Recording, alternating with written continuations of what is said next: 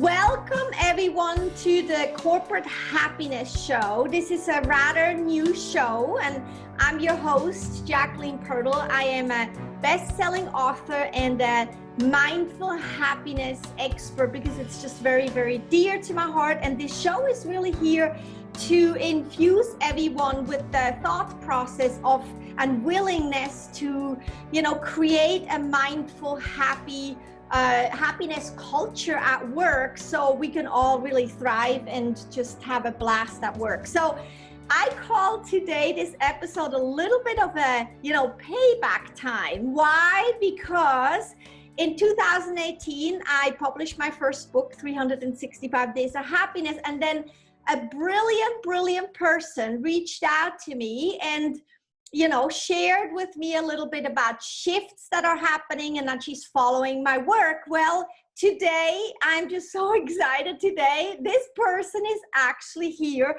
and we're going to have a chat about mindful happiness and what she does at work. So welcome, Grace Woods. I'm just so happy to finally meet you and have you on the show. Oh my goodness, I couldn't be happier. This is insane to me that this is even happening. So I'm very excited to be here too. It's amazing. I feel like we go way back. It's like, right? Yes. I tried to book a meeting with you years ago and you were booked for, I was months and months and months. And I thought, this is never going to happen. I'll leave it. So I left it to the universe and here we are. And here we are. Amazing. So, well, let's dive right in. So I asked you a little bit what you're doing now because you changed and evolved too and shifted, obviously. So you work as a talent acquisition lead at a tech company, right? Yes. And it's in Stockholm. Yes. Wow. Oh, well, I'm from Manchester. I moved to Stockholm in September last year, at the end of September. So I started a company called OneFlow, a software company in Stockholm, as a tech recruiter. So I was recruiting for all of the tech roles. And then since then, I've very recently moved up to the talent acquisition lead. So the team lead of the recruiters now. That is amazing. So, okay, so what do you do? I mean, I can try to explain it, but I think you should say, so what do you do? What's your magic? Well, weirdly enough, our brand is based on magic, actually.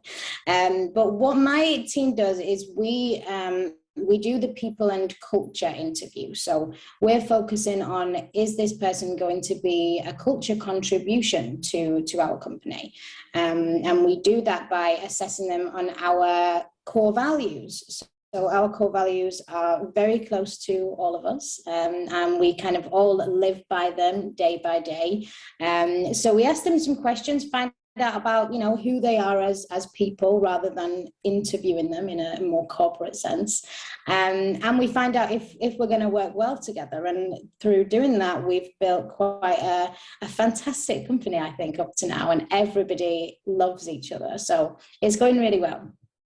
That's wonderful. I mean, see, I like that viewpoint and I can really feel that it's coming from the heart and you're trying, or no, you're succeeding actually in building a work culture where people, are actually happy to work at. So even people, when they may be having a hard day, they get uplifted by that culture. And when they're having good days, they help lift the culture. And that is like this exchange that we're really looking for. And I think moving forward in the future, that's the way to do business. Would you agree?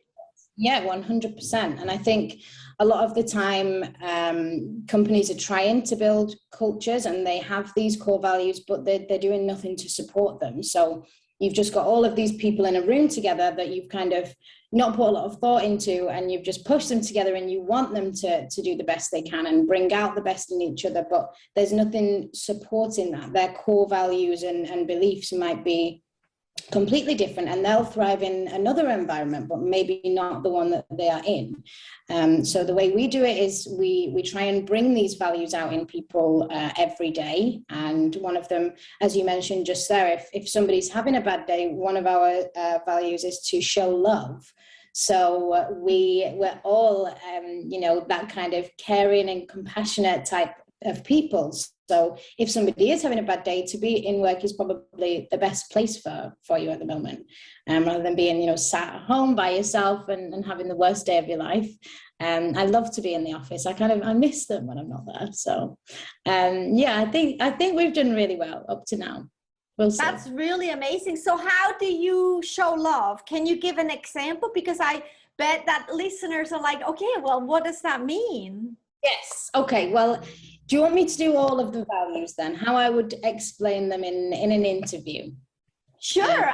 Share with us whatever you're comfortable sharing, because ultimately I'm hopeful that this show is educational and inspirational for, businesses to say, wait a minute, I want to do that too. Okay. Well, I will go through our core values. They weren't set by the CEO. So these were kind of everyone collaborated in this. And how do we all fit together? So when the company was a little bit smaller, I would say. Now we're about 100 and 130 people. So we do it differently. But the values are to beat yesterday, in it together, show love, work wonders, and in transparency we trust. So I will come to show love, but I'll do them in an order. So beat yesterday is to kind of support everybody in their learning. So how can we do better next time? And if somebody makes a mistake, then it's not their kind of fault, so we don't blame them. It's more, how can we lift this person up? How can we get them to beat yesterday? So we do a lot of self-evaluation at One Flow. There's a lot of reflection, there's a lot of feedback sessions. So everybody's kind of encouraged to do better, which I think is really, really nice for everybody's kind of learning benefit. Absolutely. So that works really well. And then in it together is to kind of all be on the same page. So we're all working towards the same goal, regardless of our job title. And in Sweden, it's quite common to have a flat hierarchy in terms of in an organization. So a junior person who's their first day would have the same amount of weight in an idea as a really senior person. That's amazing. If I may infuse that real quick, because a lot of times, like a new person coming in, maybe younger, maybe just new to the company, brings in a different way of looking at things. While when you're in it, actually, it's sometimes, you don't see it differently. So I really like that these new people or younger people can come in and infuse their ways too. That's amazing. Yeah, because the world it's ongoing. It doesn't stop for anyone. Even if you've been in a company 10 years and you think you know everything, there's things going on outside. So the junior people are the ones with their ear to the ground, and they know all of the new ideas and the new things that are going to work. So to really put faith in them and listen to their ideas is something that we do a lot of, and also other people's experience. So somebody's been hired in, they've got years of experience behind them that we haven't had. So we implement that in daily work. And if they have worked in a different way before, we would encourage them to, spread their ideas about it. And how can we do better? So that kind of fits in with Beat Yesterday again. And as a whole, how can you do better as a whole, right? Yeah, for sure. So, and these, they all tie in together. So they're quite well done, I think. But this moves into Work Wonders, which is my favorite one, I think. I love them all, but this is my favorite. So this is to do with big ideas and being curious and innovative and seeing possibilities instead of obstacles. So say you did have this big idea, for example, and you thought it would work really well, but you're junior in the company I have seen it before up to now where things have been implemented on the spot by, you know, for junior people, and they've had this idea and it's worked really well. So we've kept it, and that's the way we still work today. And it's so nice to see people growing into trusting their own opinion and like growing in their career and their personal life as well because of how they're treated at work. So I love that one. That's my favorite, I think. Oh, I love it. I love it. And it's like, I can literally feel, you know, how like alignment happens, you know, Yeah. all these people within themselves, within strength and believing in themselves, and because they have a space that they actually can be themselves and also go for it. And that aligns them, and it aligns the whole company with each other too. And there's that just shoots everything and everyone into a really high for life frequency. I love that. Like, I've missed saying that, a high for life frequency. That is I know. It's like, I love that word, high for life. It's like, you can literally feel it, you know, high for life. So and that's amazing. It's in all of the values, I think, but to kind of go through the last two, I don't want to leave them out. To show love is then to be compassionate and have sympathy for other people. So, for example, if one of our colleagues has had a baby, which happens quite often, we've got 40 employees now, so we've got a lot of moms and dads and parents. Wonderful. So we would send them, for example, baby presents from the whole company, or we send people flowers when there's things going on. Those are little things, but more in to do with in work, we kind of listen to each other, and we're always compassionate in terms of the way we speak to people as well. But these are all natural. We don't need to think about doing it. You know, it's not something that we need to think, oh, I need to show love here, or I need to beat yesterday, or I need to be in it together. They flow through them freely. So it's quite natural, I would say. But then finally, the last one is in transparency we trust, which is again to do with open communication, and the decisions that we make as a company, we're all kind of told about. There's nothing that we're left out of, or you know, in the dark with. We're quite open in terms of decision making, communication, and the just a general work culture, I think, is quite open. So you're talking about like when there's a decision on the table, the whole company, or at least the big part of the company, is actually involved and knows about it. So there are not really surprises happening. No, I wouldn't say so. So this is quite a nice example. It's not really a serious one, but we go on a company holiday once a year, and it was between two places that we were going to go to. One was Lofoten in Norway, which I voted for because it was idyllic. It was beautiful. Yeah. One was in Rome, to go to Rome. So we did a poll about this, and everybody in the company voted on it, and they voted for Rome. So we're going to Rome in October. But things like that, we try to be, you know, as transparent as we can and say, where do you want to go? This is a huge company thing. It's to do with everyone. You decide. We send that out as the people team, and that's what the people said. So that's what the people are doing. That's wonderful. I love Rome. So you're going to have such a great time and great food. And it's like, you know, it's like Italy in itself has such a vibe of living life to the fullest. So that like, it's like in alignment actually with your company, very much so actually. Yes. Very on brand for us. Yeah, it's on brand. Yeah, exactly. So what do you think about, so you mentioned earlier about, you know, so a company hires people and they're great people, so they do a great job in hiring, but then they're not doing really anything to nourish it further. So beyond your core values, which that is nurturing it further, definitely. But what do you think like is missing in companies, and how do you think nurturing, would it be to give employees like more freedom to to also like stand up for themselves and say, you know, I don't really like doing it that way, or I would like to do it differently. Or would it be like wellness, helping them with wellness? And yeah, we can say, you know, all of it, but what do you think about nurturing when we're looking at maybe not just your company is obviously doing things really, really well, but also out there? What would you tell somebody as a specialist for what you do to keep nurturing? Because there's ups and downs and lefts and rights, just like life happens in a company. How would you say a good starting point to nurture a good culture would be? Let me think. Well, as I said before, these things come naturally to us to do. So in our interview process, we're trying to figure out if those people are going to nurture our culture based on our values. Are they the kinds of people that are going to contribute to one flow?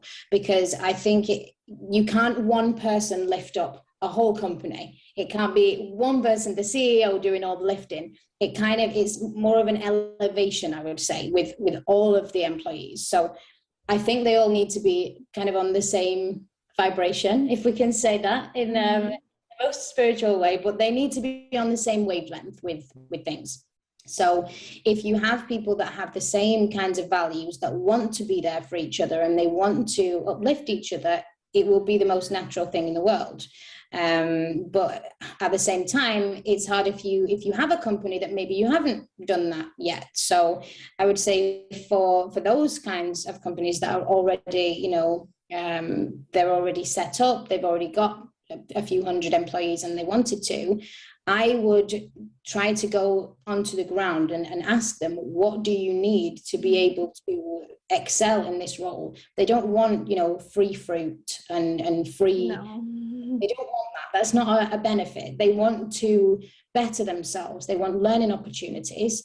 They want different opportunities. So if their role isn't going so well, for example, where can they go in the company to excel instead of, do I need to go to another company? Or what can you do for me? How can you kind of support me to be the best that I can be? Because I think everybody can excel in somewhere. They might just not be in the right place. You might have to do a bit of jiggling around for them to be the best they can be. Absolutely. I like that. And that's what kind of came to my mind too, to really go down to basics and talk to people. And, you know, ask them, what makes you unhappy here? Not just what makes you happy. We're looking for not fault or making a company or a person look bad. We're looking for solutions. And in that is, you have to be able to communicate openly, and you have to also be able to receive and really like make them feel comfortable so they can be open.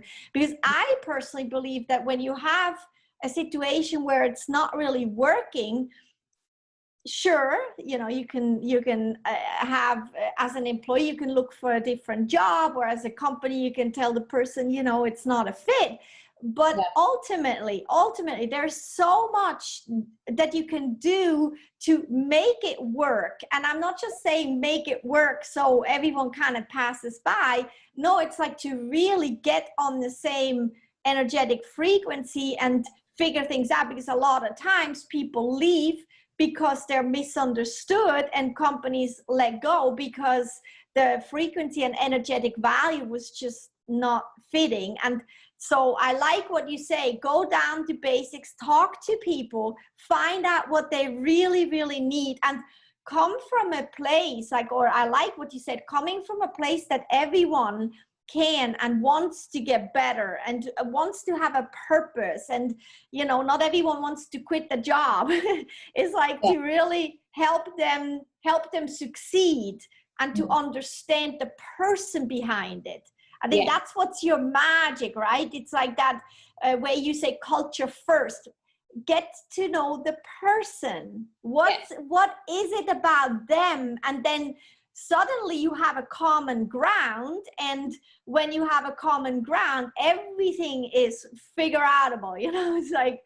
Exactly. And I'm so glad you said that, because there's a lot of companies that recruit with box ticking. And I wasn't always at this company. I was in a recruitment agency before, so we worked with a lot of different companies where they would just, hire for if somebody had the technical ability, and they didn't really put much thought into the rest, I think. So it wasn't really on a personal level. Now, I do my interviews on a completely personal level. I wouldn't even call it an interview, really. It's more of a conversation. I like to make them into my best friend for the hour. So it's nice. It's always nice. They always let their guard down. And I think that's when you can get the most authentic with people, and you get the most out of them, because they know that this is a safe space for them to be completely honest.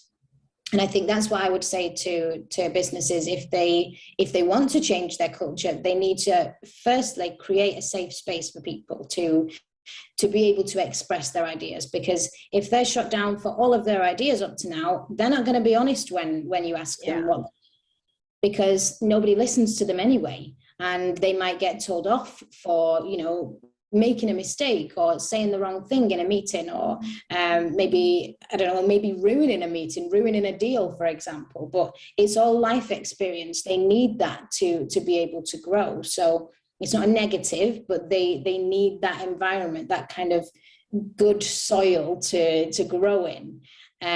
So that's what I think is number one, is to create a safe environment, definitely.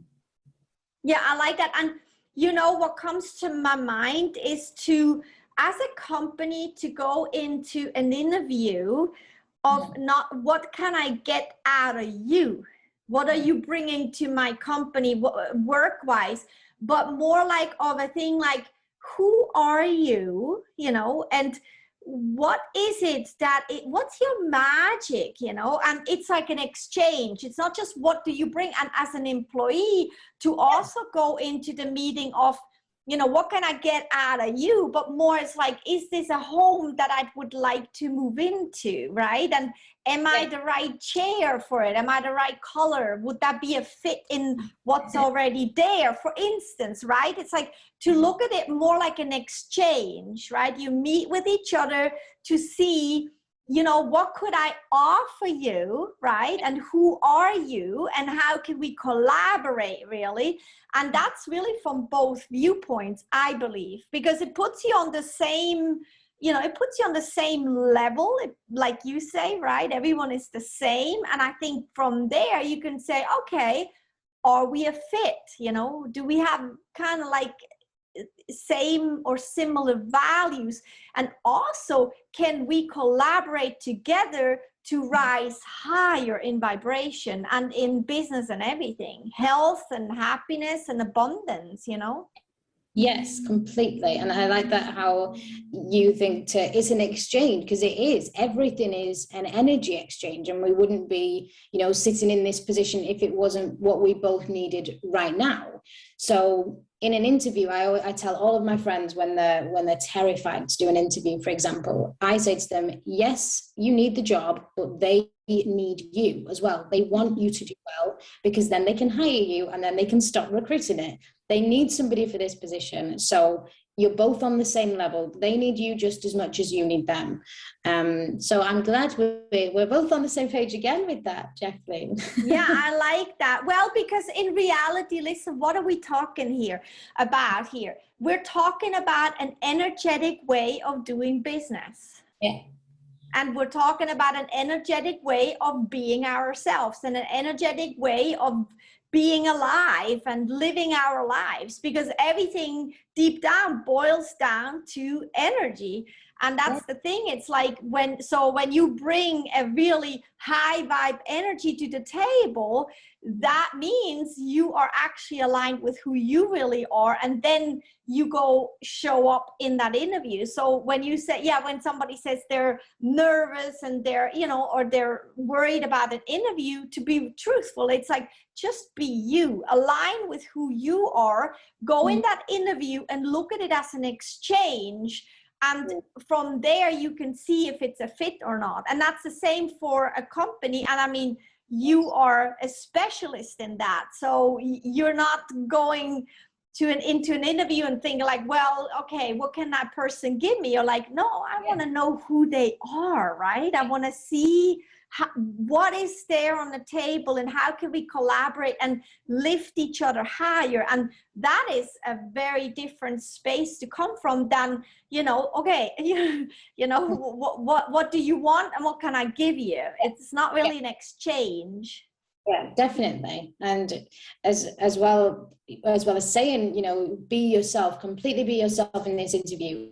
I think we're kind of taught not to be ourselves. For the whole of growing up, we need to fit in, we need to be in this group of people, and we need to get that job because that person told us that we'll excel in it.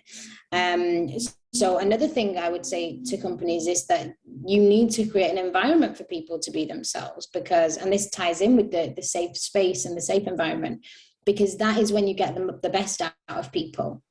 And in my interviews, I strive to bring this front down, and I'm desperate to do it every time. And the way I do that genuinely is by being the most authentic that I can be, because as soon as you start, with a checklist, or you've got a time scale, or you need to tick these things off before the interview ends, it's not an authentic energy. So they can sense that, they can pick up on, you've got this other agenda, you're not being genuine. So that's all I do, and I just talk to them and find out, why they're here, what they're doing here, what they've done before, and then they can be themselves. And that's when I get the best conversations and I get the most out of them, because it's so natural. They don't need to think. They know it like the back of their hand. They're telling me themselves and their deepest soul being. So I think that's the easiest way to do it, is to be genuine, which is easier said than done for some people. But I like how you just talk about this, interview, subject that so many are so scared of and don't like that part, and you're just talking about it like it's, eating cookies and milk, and it's just wonderful because it makes things relatable, and it brings them, I want to say, down to basics, but it lifts it all up into a higher brilliance. And what's really striking to me is what you said, is that you show up that way. So you're making it your responsibility to bring forth your magic of making people feel comfortable and just creating a friendship. And that's the thing, is like, I think that needs to be highlighted. You show up like that, and then they catch up on that energy because you share and spread. We're always all connected and one. So they open up because you are actually the start of it. Yeah, I completely agree. But as any kind of person in a company, so this isn't just interviewing, it's anybody that's leading a meeting or leading a group or anything like that, or trying to change something, it has to start with you. And you've got to be the energy that goes out to receive it back. You can't just, tell people, direct them, you want them to be like this. It's kind of lead by example type of thing. I think that's the best way of any kind of leadership. So, I think that's how I do it anyway. I like that. And it brings, it really brings forth that, try to show up the best that you can, at the given moment. Sometimes that's a little like this and not a little like that, but that's who you are.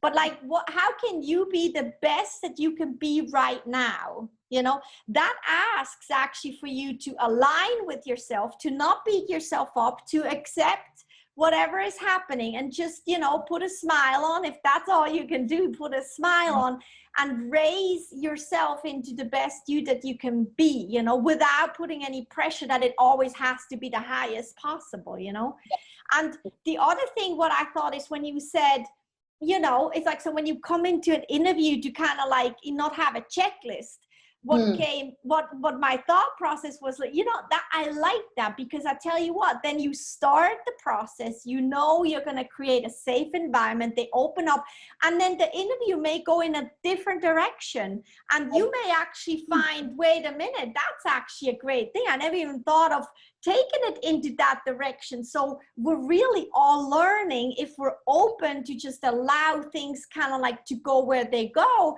while showing up as the best us that we can be, right? Exactly. And just today, actually, I had an interview with a salesperson, and he just, in the first few minutes, he just went off on a tangent. He said, Grace, I'm going to tell you my story. I'm going to do it this way because that's how you'll get the best version out of me. I'll tell you my story first. So I was like, you go for it. You tell me your whole story. I love it. I know, it was amazing. And my interview went skew-if because I do have a structure. It's not that I don't, I go into everything blind and I just navigate it as I do have a structure, but he put a spanner in the works, and I was a bit like, okay, well, I'm going to have to switch things up now. But because he did that, he kind of knew it was safe to be himself in the first 10 minutes. And then we just had such a long conversation, and it was so natural because of this environment. And they are my favorite interviews to do when both people are comfortable. It's like we've known each other for our whole lives. So yeah, it's the most fun when it's like that. I love it. And it's an exchange. So nothing is ever, just by chance. It's all meant to be. You were meant to meet that person, interview with that person, and they were meant to turn everything around, and they kind of exchanged something with you, and it's all energy based. And that person is a better, higher, more aligned person because of the interaction with you, and you as well. And that's, to me, is this beauty of working with people and, being with people, living privately with people, families and whatnot. And also, though, on the workspace to do the same, because it should never be different, I believe, going to work or living your private life. It should just be you showing up the best version possible and looking at everything like an exchange. And then it's not like, oh, I got to go to work on Monday. That doesn't happen anymore. It's work or private. It's you living your life, moving forward, just in different stages. It's the home stage, it's the work stage, but it's always you showing up. And I would love to infuse the business corporate world more with that, wouldn't you? Yes, absolutely. And if everybody could work at a company like One Flow, they would be such a happy people, I think. I would love for everybody to experience what I can at work, because I love going there. I love being around them. I miss them when I'm working from home, so I don't do it often. But they're an amazing group of people. It's an amazing environment to be in and grow in and learn things in. So I hope all companies end up like ours, but it will take time, I think, to shift. But I think it's going that way. I'm sure it's going out. The invitation is there. The invitation is really there to shift further and further into that. So, hey, I have another question. I wanted to know, so how do you personally, now we get into personality. So how do you personally pull everything together for you? You got such a big heart. You're such a soul-to-soul person. You're such an energetic being, and you understand the deeper meaning of everything out there. So how do you pull it together for you personally to make sure that you are aligned in such a way, showing up privately and at work that way? What do you do? Oh, it is a big question, that, Jacqueline. You don't have to say all of them, all the things that you do, but what's dear to your heart let's put it on a daily basis. What's dear to your heart, so you take excellent care of yourself emotionally, mentally, energetically, and joyously and happiness. What do you do? How do you pull you together and align so you can show up the way you show up? I'll tell you my favorite ones and the most effective, I think. So I make sure I journal every day, every single day, whether it's a tiny bit or 10 pages is completely up to the day. But aside from that, the most effective that I think is the only thing I know how to do to explain it is to be in your heart.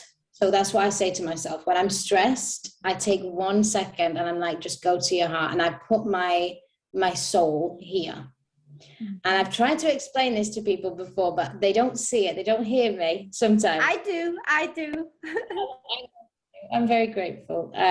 But as soon as I do that, everything calms down and I can feel it. I can feel it in my body. My shoulders go down and I breathe again and everything just comes back to center. So if you can do that, I would 100% suggest doing that in the height of stress. That is my favorite thing to do.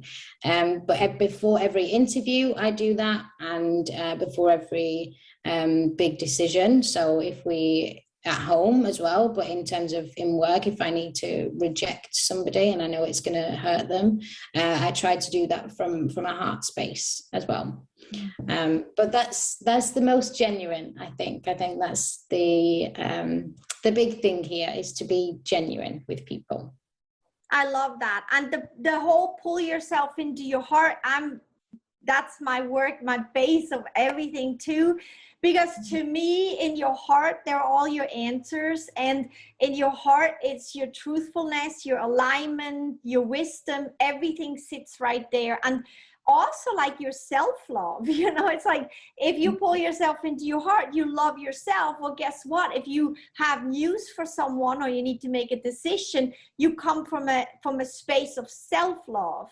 And that is even maybe the delivery or what you have to say stays the same, but your energy that it's coming through and as is different, meaning that whoever gets that energy, it's more gentle, more truthful, and it's not from a place of anger or frustration. It's from love, and that means it's like a big hug for the other person, no matter the message, really, no matter the message, like what it is that you're actually saying. The message is from a message of love, surrounded with energy of love. So it's like a big hug, no matter what, right? Yes, definitely. And I think if more people could, I think a lot of the time it's remembering to do that. When you're starting off with, you want to get deeper into your mind and body and things, it's not natural for it to come to you to remember these things, or to remember to be mindful, for example. So that's half of the work, is remembering you can do it, you can center yourself, and you can do all of this, creating your magic and spreading your own energy if you connect to it. But it's the remembering that I thought was the tough part at the start. Yeah, to make it a habit, basically. What I always say is like, make an alarm, in the morning, make a habit when you wake up. That's the first thing you do. At night, it's the last thing you do. And during the day, once an hour, set an alarm. It takes 2 minutes, to kind of practice it and do that. And your day will go different. Your life will go different. It's just, you will feel really, really amazing, right? Wouldn't you say? Yes, 100%, because it changes everything. It changes your perception of, you can be so stressed. I've been up to here with everything going on. And then as soon as you connect, everything calms down and you can feel it. Your shoulders drop and you just let out a sigh sometimes, and you can feel that the energy has left then. So that's my favorite thing to do. Yeah, and I like it because it's like, to me, it's I'm going home. Yes. It's like, so you're living your physical life, you're living life, and all these things are happening. And then when I go inward into my heart space, I'm going home. And when I go home, everything is fine. Absolutely fine. Right? Yeah. I love that. I really, really love that. Thank you for pointing that out. That's really amazing. So, well, we're coming to the end of our conversation. I could talk for hours with you. I mean, about everything. We can start talking about socks now if you wanted to. The energy of socks, we can just keep going. We would find a way to talk about it. So, but you love a good sock, a fancy sock. Oh, yeah, absolutely. 2 different ones. I love that.